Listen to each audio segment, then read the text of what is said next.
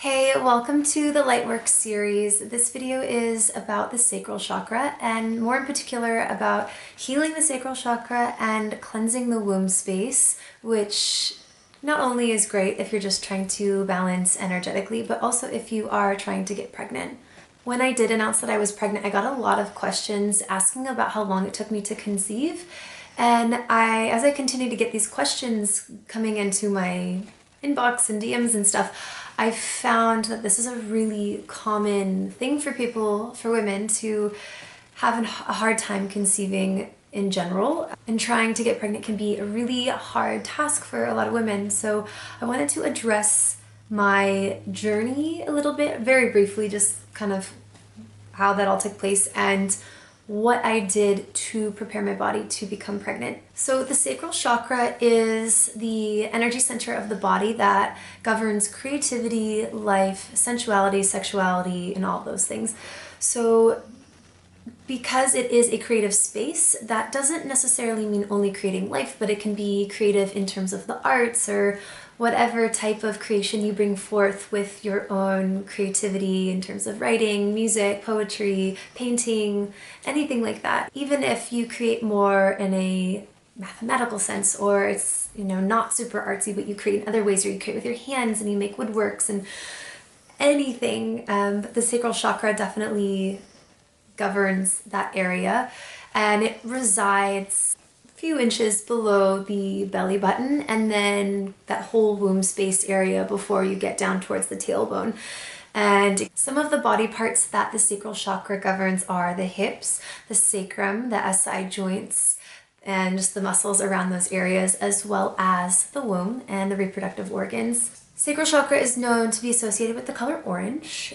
The energy centers in the body, when they are imbalanced or balanced, they can have different effects on us as just a human, as a being. So a lot of the times when the sacral chakra is out of balance, and that can be on the low end of, say, the balance levels here, it can be imbalanced on the lower end, and it can also be overactive and balanced on the higher end. So there are two main ways to be imbalanced: overactive energy and underactive energy in that energy center. So when we talk about getting pregnant, imagine that you wanted to build a bed frame in your room, and in order to do that, you had to bring in the supplies and the equipment into the room, but the room was really messy and you had books everywhere, other furniture was there was no floor space, and when you brought in your materials to build this bed frame, there was nowhere for you to lay the materials out for you to even start building. So it's a really funky metaphor, but it's just a way that I think about the womb space and the sacral chakra. If you already have energy harboring that space that hasn't been cleared out, there isn't necessarily room for a new life to enter, because there's so much going on in that space already. So in terms of the sacral chakra, when there is imbalance in that area, something that can come up are symptoms like no menstrual cycle, an inconsistent menstrual cycle that has a really hard time regulating, or maybe it comes every few months or once a year, or whatever the case may be. Really, really intense cramps and menstrual cycles that are almost debilitating. Other fertility issues, like different things dealing with the ovaries, polycystic ovarian disorder, a lot of other things that might keep the body from wanting to let life come back into that space.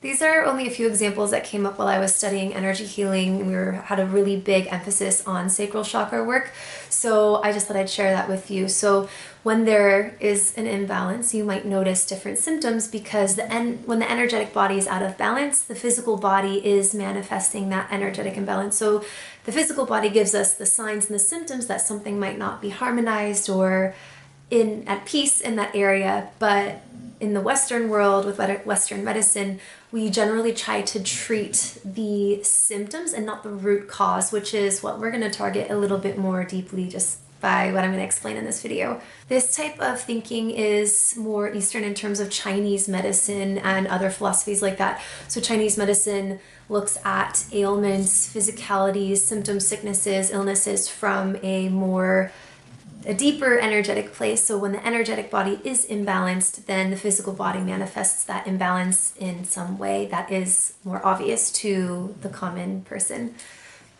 Another really important factor about the sacral chakra, other than what I had already said about it governing creativity, sensuality, sexuality, life, our life force energy, is where that space is held. So the Shakti energy, which you might hear in yoga, that life force energy, that there's a balance of divine feminine, a balance of divine masculine energy that we hold in the body that can be used for sexual purposes, but it can also be used in other beautiful ways just to live a really vibrant, healthy life. We are able to bring it upwards through the other energy centers to help it benefit us in other areas of our life as well. So the sacral chakra also harbors guilt, self-worth, and shame. So oftentimes you'll find, I'm not going to stereotype, but for this particular video, we're talking about women.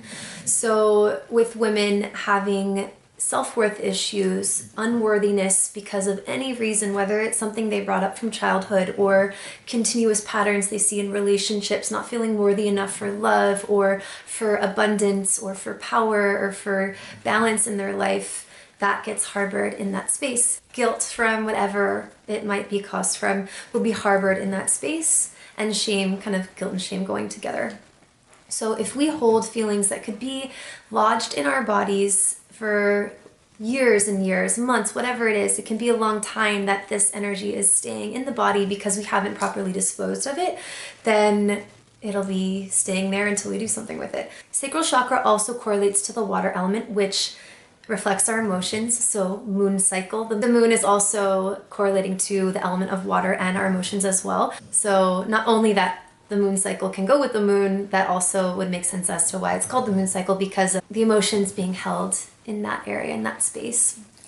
So through my own healing journey, I started about a year ago. I started to find it coming to its conclusion right as I got pregnant. That was like the milestone marker of, okay, I've done my work. I went on this journey not really knowing why consciously. I knew on a deeper level why I was doing it, but not really knowing why I was gravitating towards certain things. So January 1st of 2017, I set my New Year's intention of bringing in more divine feminine energy. So that Shakti energy in the sacral chakra, I wanted to reconnect to that on a more powerful, deeper level to really take a hold of my own creative power, my own sexual power, my own divine essence that was from a very gritty, earthy, goddess type space.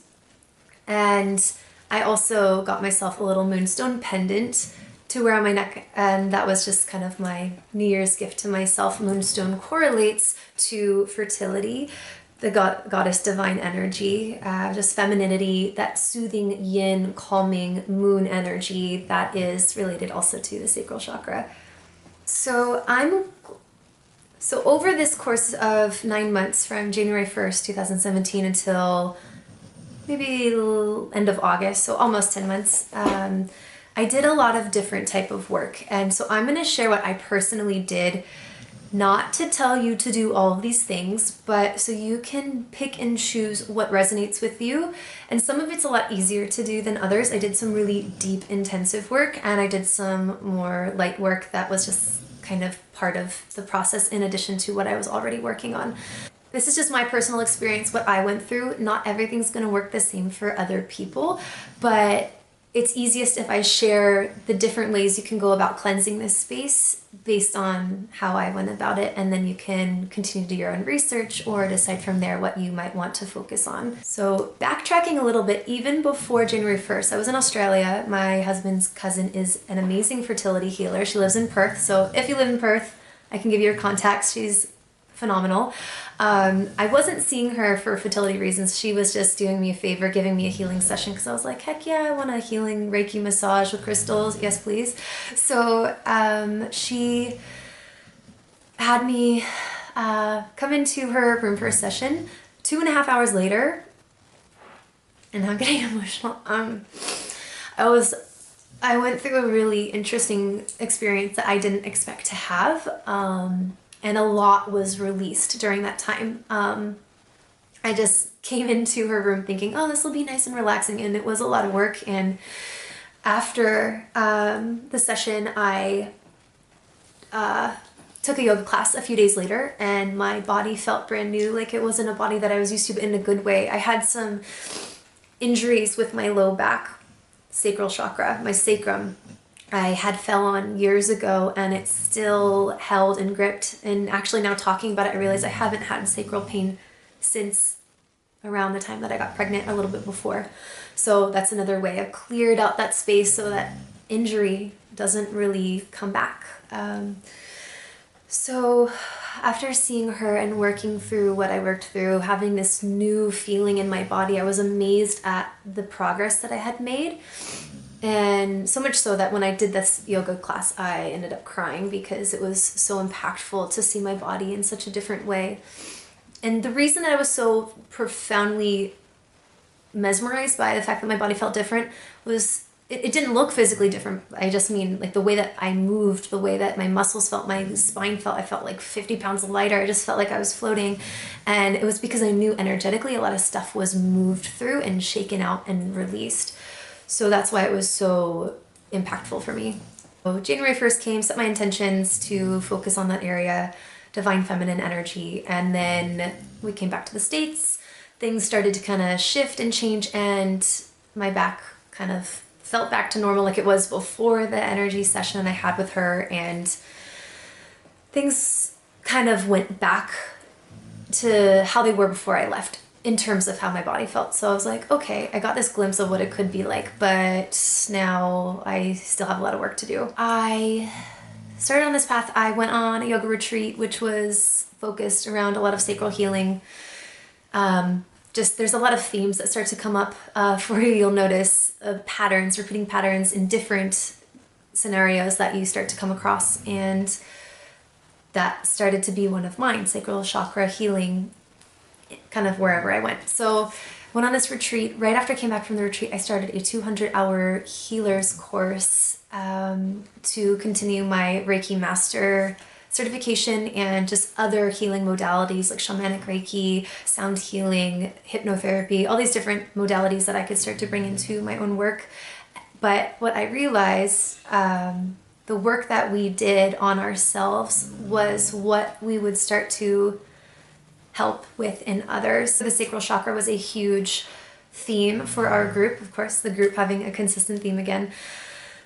And so I did a lot of different things during this training. It was a lot and really hard work, but I was obsessed because I love learning about this stuff. So I was just like, give me more, give me more. But I did a lot of different things during this course, which I'm going to share, that helped me get to where I was. So of course, this journey started around my first healing session, January 1st. And then I started in April, and it was April, May, June. So different modalities that can help with sacral chakra work.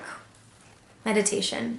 Sounds simple, but you can have intention setting around what you're healing to be the focus. So meditation doesn't only have to be just sitting there and trying not to think about anything, which isn't really what meditation is anyways. But so meditation can be, depending on how you sense best, if you're more of a feeler or a visionary or whatever it is. I personally like to see what I'm working with. So with my third eye center, just in my mind's eye, I will envision my sacral chakra, sit there in meditation, and envision that part of my body covered in white light. And these are just like little things. You can do a million things, but I'd imagine it in white light and just continue to breathe into that space. I'd imagine a bright, really vibrant orange in that space. So through meditation and focusing on that space and envisioning white light, energy flows where intention goes. So if you intend for this white light to enter this space, regardless if you believe that it's actually happening or not, but just imagining that it is there or feeling into it that it is there will start to bring that positive energy into that space. So white light clearing out. You can also ask, if you're really visual, this is my own personal way that I work, I will ask where I see imbalances. So I'll sit there and be like, show me where I see things that are stuck. So I might see darker areas that are holding on to things. And this doesn't have to be only for this space, but because we're focusing on the sacral chakra, we're going to talk about the sacral chakra. So this can be anywhere in the body, but I'll be like, show me where more white light needs to enter, and then it'll show me, okay, over here. So I'll just imagine more white light energy coming into that area of the body. And then through meditation, you can ground down. So you'll imagine roots into the seat and imagine that they're going through dirt into the earth as deep as they will start to go. So even if you're sitting on carpet or whatever you're sitting on, so imagine you're sitting on the earth and those roots are growing down, down, down, and you kindly ask the earth to take away any energy that no longer needs to be in your body or in your sacral space.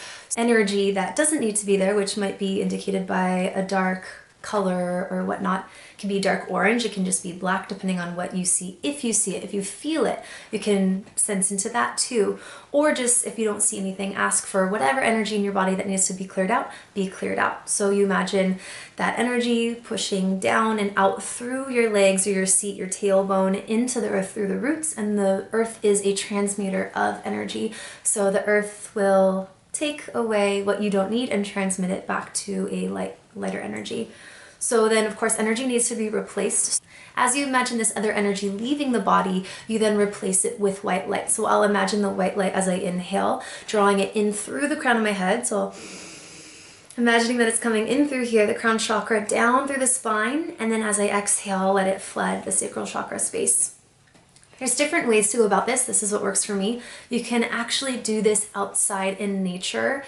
If you really, really want to connect to the earth, like grounding and earthing into the dirt, the grass, sand, whatever it is even more amazing if that's available to you, or snow or whatever it is, just to have that touch of actual Mother Nature underneath you. But you can do this seated with visual aspects or even in the shower. The shower is very cleansing, so you can use the water to wash away energy that you don't need, always replacing it with white light back into that space that it left. Mantras I'll add during meditation. So regardless if I'm doing this energy purge meditation or if I'm just meditating on whatever, or if I'm just sitting down and I bring a mantra in. I do this for pretty much anything, but always setting the mantras to be positive, never saying I don't have this or there is no negative energy in my body. You want to say, I am full of white light energy. My sacral chakra is pure. Like, you can make up whatever you want to, but for example, I'd say, my sacral chakra is pure. My womb space is cleansed. My womb space is healed. You say really positive, affirming messages to the body. And so the body starts to go, oh, cool, I'm all these things. And then it starts to adapt to those things. So one quick side note, because water is so programmable, this has been studied by Dr. Emoto, a Japanese scientist, a little while ago. And because it's so programmable, if you tell water that it is angry or sad, or you say, I hate you to the water will reflect that in its structure. You can Google this and see it's really fascinating. If you tell the water it is beautiful or I love you, it'll make these beautiful snowflake crystalline structures. And then the water that is told negative things will be very chaotic and very in disarray. So our body is made up of over 70% water. So imagine how you talk to yourself, how you say certain things. Are you a negative speaker to yourself saying negative things, or are you bringing in positive energy into your space to let the water reflect that? So because we're working with not only the water in the body, the water in the sacral chakra, because of that sacral chakra being the element of water, positive mantras are so important. So I will do that on a daily basis if that's something I feel like I need. If you are a Reiki practitioner or some type of healer, laying hands on your sacral chakra, on your womb space, on your lower abdomen, and giving yourself some healing. You might already do that, I'm sure. Most people probably do if they are trained in that modality, but that's such a lovely tool to be able to give to yourself. And then the baby that starts to come into that space, if this is what your intention and goal is. Oils. We can use essential oils. So a few oils that work with the sacral chakra, some that work more with bringing dormant energy back to a balanced place, and some bring an overactive sacral chakra back to a balanced place. Spicy cardamom essential oil will help awaken a dormant sacral chakra energy, and then ylang ylang and neroli help calm an overactive sacral chakra. Sweet orange and sandalwood are just known overall to be balancing, to maintain healthy sacral chakra energy. So I had this little salve that was made by a woman at my training, and she was doing a side project with her essential oil training. So she had me use this every day. So I'd rub it on my sacral chakra on the front and the back, since there are the front and the back to the chakra technically. And so I put on the front of the sacral chakra, the back, and then anywhere else I felt like I wanted, I put on my wrist so I can take a big whiff of it as I was meditating. And then with that oil on my sacral chakra area, I would do these envisioning, these mantras, and that type of work in conjunction with the oils. So if oils call out to you, you can do a little bit more research in terms of what type of oils would work best for you for your sacral chakra, and just get these online, Amazon. If you work with doTERRA or other brands like that, then you can probably find something really good. And you don't have to like get some fancy thing that's already made for you. You can just get the oil and then use a carrier base oil like sweet almond or coconut even. Also, tapping into the inner child, which is in all of us. And so if we're holding energy in our sacral chakra space that is from childhood traumas, so I mean, people harbor sexual trauma for long, long periods of time if it's not properly addressed, which is totally valid because people don't want to go there, and it's really hard for people to go there. So that can be stuck in that space. So with the inner child and that energy there, it doesn't have to be physical trauma that you've experienced. It might be trauma associated with the idea of unworthiness and self-worth. So if we are feeling unworthy, regardless of where that comes from, that gets harbored there. And so letting the inner child speak to tell you what it is that it needs to be acknowledged or needs to be heard. This can come forth through automatic writing, meditation, and also art therapy, which might be a little bit different. That's more of an expression of your creative side, that you just start to create art on a piece of paper with any type of medium, paint, whatever. You can use a canvas just to get stuff out. And you don't have to be a perfect painter or even artsy to do it, because everyone has a creative side regardless if we say it's good or not.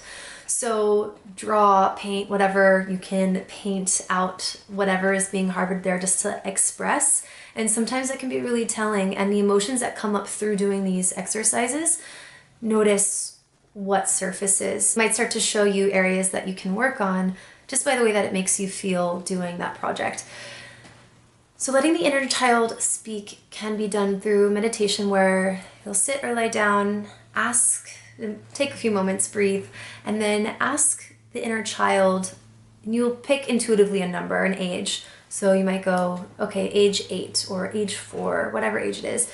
Go, I am asking my inner child at age 8 to come forth. Tell me whatever she or he needs to say right now, and let me know in this present moment. So you'll just let yourself meditate on that for a while. And you don't need to force things to come, just kind of be in the moment. And then when you intuitively feel ready, you will take a piece of paper or journal and just start writing. Don't think about what it sounds like or what it's supposed to say. Don't think about what you're supposed to write. Just start writing and the words will start to come out.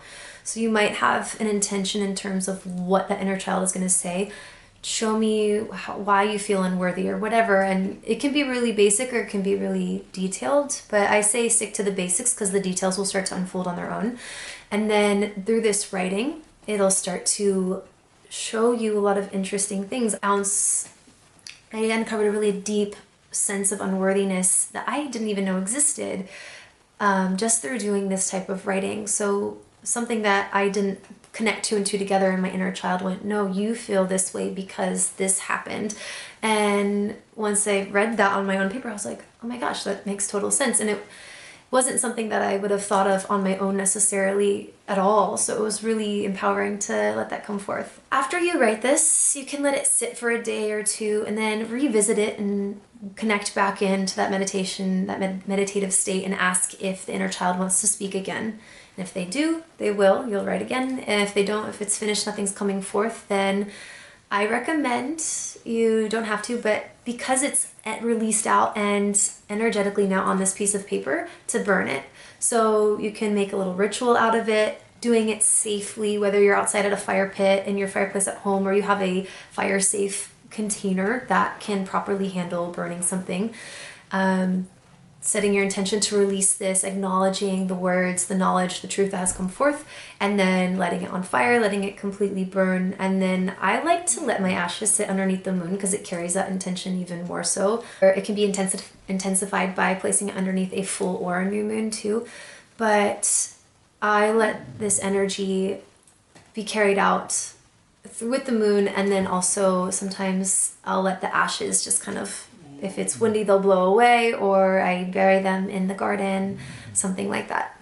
Some of the deeper work, I mean, all of this has been pretty deep, really illuminating and just continuing to unfold layers and layers that I didn't know were there, to uncover deeper truths, to be more connected and more balanced in my own self, in my own body.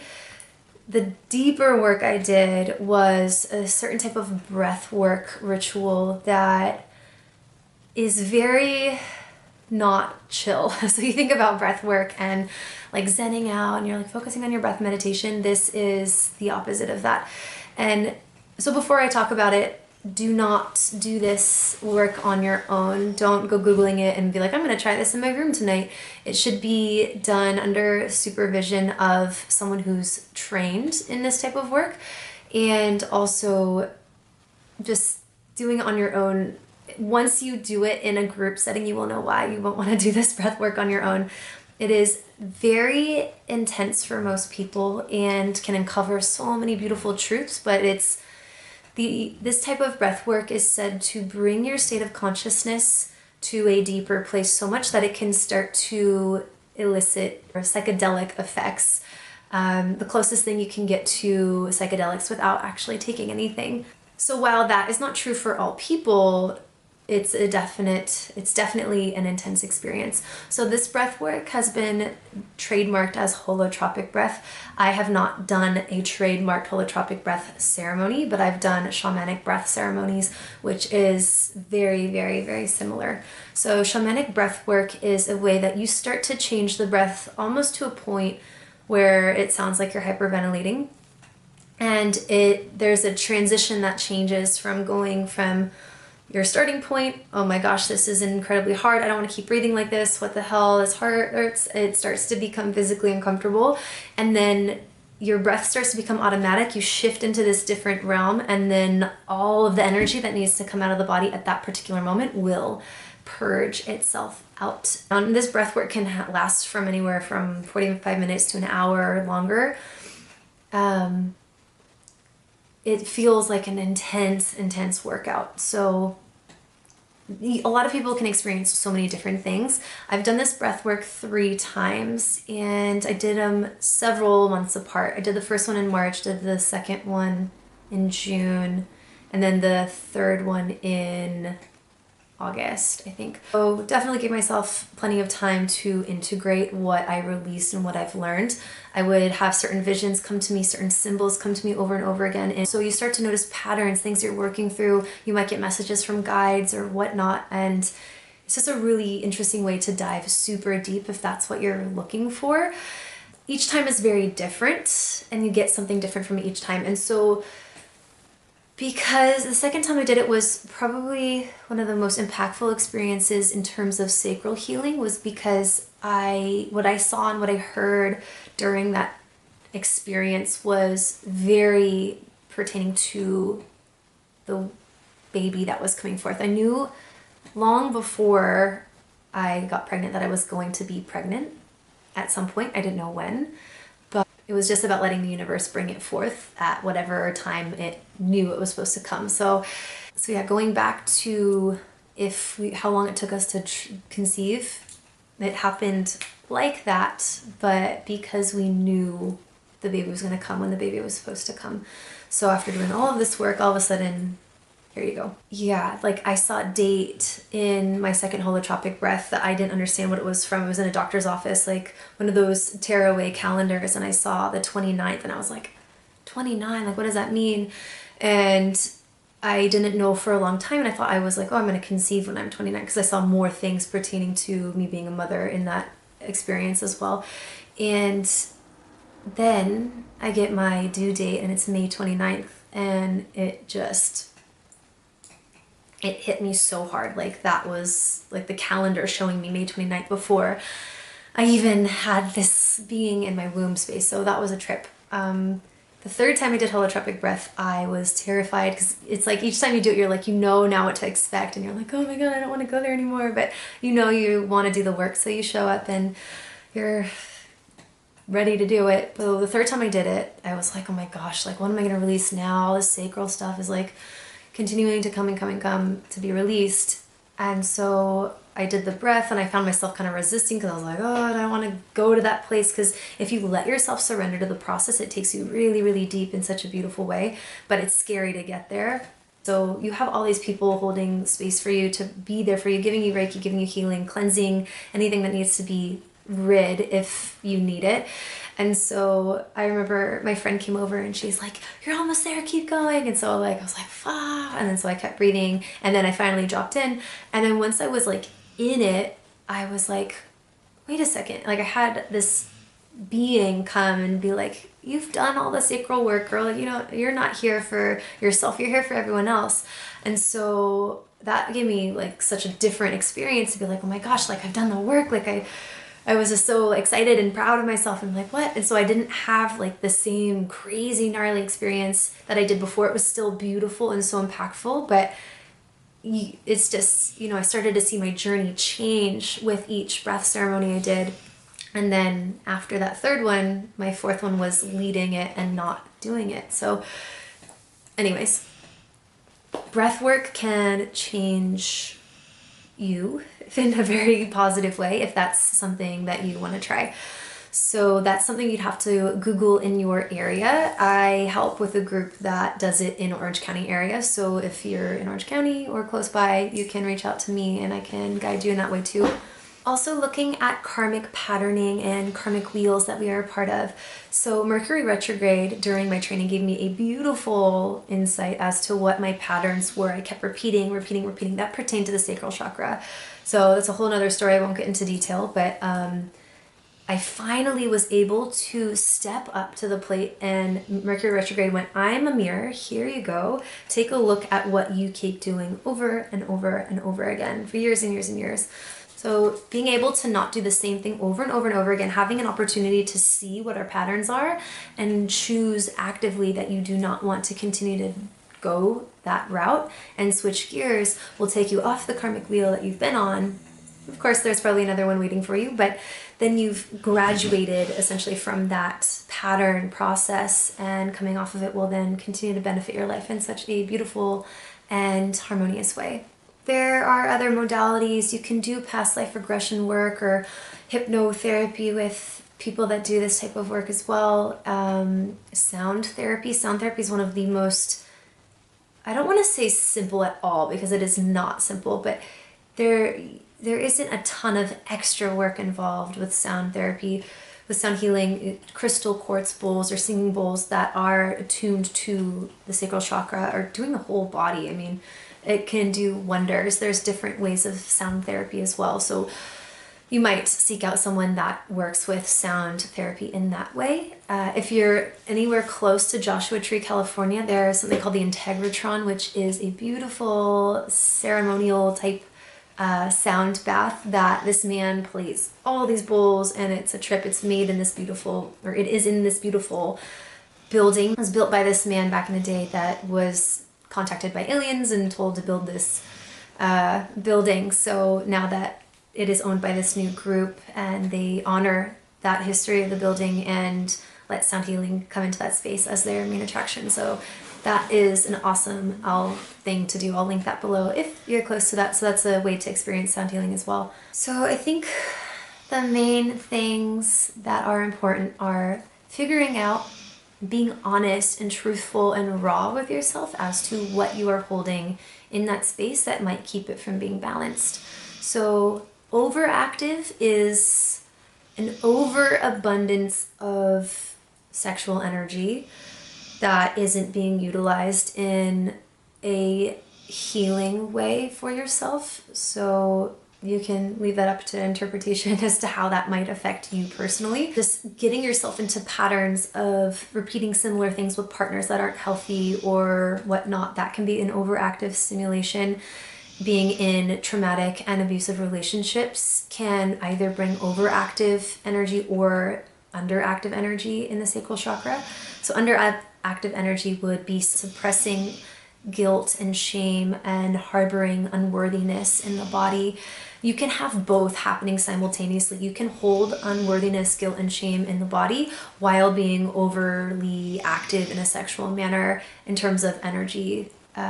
So there's a lot of different things that can come up. If you're energetically sensitive in terms of feeling, like if you get anxiety a lot, if you're susceptible to feeling maybe like you're depressed or feel like you can tune into people's energy really easily, or you're easily affected by others around you in terms of energy, then you might be one of those that definitely work with this issue of feeling unworthy, because an energetically sensitive being is never narcissistic.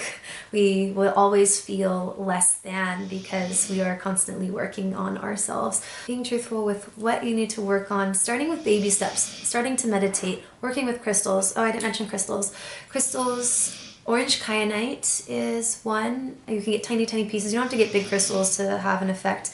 Aragonite is another. Crystal quartz, just clear quartz, is really beneficial just to balance out general energy.